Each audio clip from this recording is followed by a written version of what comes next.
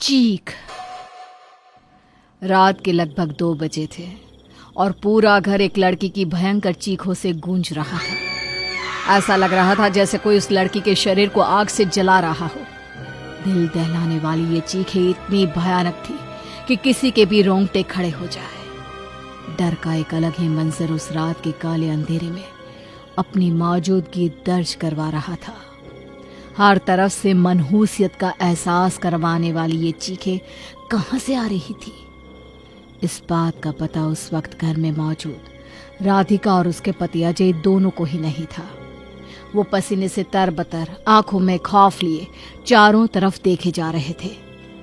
घर की लाइट अपने आप चली गई थी और खिड़की दरवाजों पर लगे पर्दे इस तरह से उड़ रहे थे जैसे बाहर कोई भयंकर तूफान हो, लेकिन असल में ऐसा कुछ नहीं था। तभी किसी के कदमों की आहट ने उन दोनों के होश उड़ा दिए।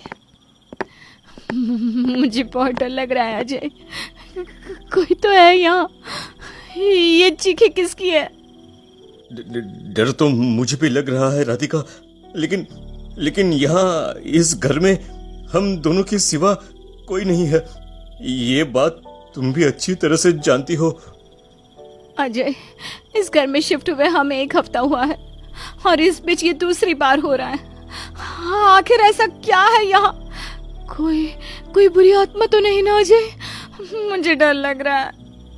देखो, अगर कोई बुरी आत्मा होती ना तो हमें नुकसान पहुंचाती ना। बस ये चीखें आकर जाती हैं, इसका क्या मतलब है राधिका? कुछ देर बाद सब कुछ नॉर्मल हो जाता है। घर की लाइट वापस आ जाती है। राधिका और अजय भी शांत हो जाते हैं। रात बीत जाती है। अगले दिन दोपहर का वक्त था। अजय ऑफिस गया हुआ था और राधिका अपने कमरे में लेटी हुई थी। तभी किसी की दबी हुई सी आवाज राधिका को सुनाई दी, जैसे कोई लड़की उसका नाम लेकर दबी हुई आवाज में उसे पुकार रही हो। राधिका, राधिका। इस आवाज के साथ ही एक हवा का झोंका राधिका के बालों से टकराया। राधिका बुरी तरह से घबरा गई और घर के दरवाजे की तरफ दौड़ी। उसने दरवाजा खोलने की कोशिश की, लेकिन दरवाजा कसकर बंद था। तभी पीछे से किसी ने राधिका के कंधे पर हाथ रखा। राधिका डर से थर-थर कांपने लगी। उसके पैर लड़खड़ाने लगे। उसने डरते हुए पलट कर देखा तो एक लड़की बिल्कुल उसके सामने खड़ी थी, जिसके पूरे चेहरे पर बाल बिखरे हुए थे। उसे देखते ही राधिका चीखने लगी। राधिका, इस घर को छोड़कर चली जाओ यहाँ से, चली जाओ। कौन हो तुम? मैंने क्या किया है? ये घर मेरा है, तू यहाँ नहीं रह सकती। पूरे घर में अंधेरा होने लगता है और धुआं भरने लगता है। राधिका का दम घुटने लगता है। वो खांसने लगती है और वो लड़की अपनी लाल लाल आंखों से उसे घूरती है। राधिका तड़पने लगती है। लड़की जोर जोर से हंसती है।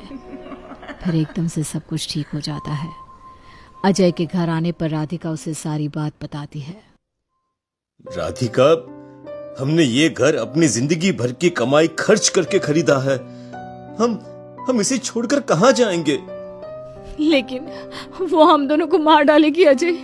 वो हमें छोड़ेगी नहीं। ठीक है, मैं कुछ करता हूं। अगले दिन सुबह जब अजय बाथरूम में जाकर वॉश बेसिन में अपने हाथ धोने के लिए नल खोलता है तो वहां खून बहने लगता है। ये देखते ही अजय की चीख निकलती है। अजय जैसे ही वहां से भागने के लिए बाथरूम का दरवाजा खोलता है, उसे अपने पीछे किसी के खड़े होने का एहसास होता है। वो पलट कर देखता है तो बाथरूम का शावर अपने आप चालू हो जाता है और उससे खून बरसने लगता है। अजय पूरा खून में भीग जाता है। उसकी चीख सुनकर राधिका बाहर से दरवाजा खोलने की कोशिश करती है, लेकिन दरवाजा नहीं खुलता। दरवाजा खोलो अजय, कुछ बोलो, क्या हुआ है अजय? अजय, क्या हुआ?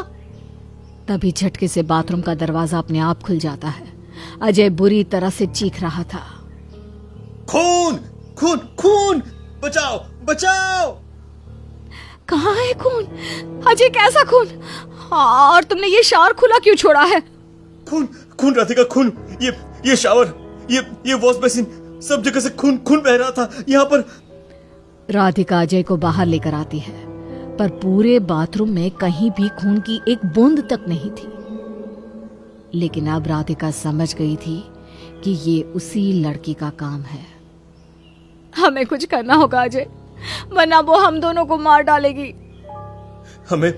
हमें छत पर रखी पानी की टंकी में जाकर एक बार देख लेना चाहिए, वहां पर कुछ है तो नहीं। राधिका और अजय दोनों डरते हुए पानी की टंकी तक जाते हैं। किसी अनहोनी की आशंका से तो वो दोनों पहले ही डरे हुए थे।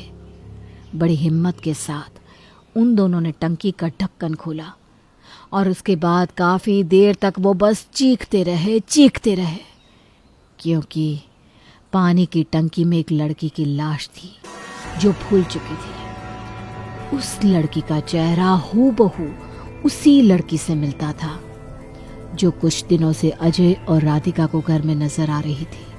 अजय और राधिका पुलिस को उस डेड बॉडी के बारे में इन्फॉर्म करते हैं। राधिका और अजय, आपके घर से जिस लड़की की बॉडी मिली है उसका कुछ महीने पहले रेप हुआ था, लेकिन उसके बाद ये लड़की अचानक गायब हो गई थी। सर, ये लड़की की चीखें आज भी इस घर में सुनाई देती है। वो लड़की हम दोनों को नजर आती है। ये आप कैसी बातें कर रहे हैं? ये लड़की मर चुकी है, और कमाल की बात तो ये है कि इस घर में सब जगह हमने इसकी तलाश की थी, लेकिन उस वक्त इस पानी की टंकी में ये बॉडी नहीं मिली थी। फिर अचानक यहाँ कैसे आ गई? सर हुआ क्या था, आप बताएंगे सर प्लीज। ये लड़की इस घर में अकेली रहती थी। एक रात कुछ लड़कों ने जबरदस्ती घर में घुसकर लड़की का रेप किया।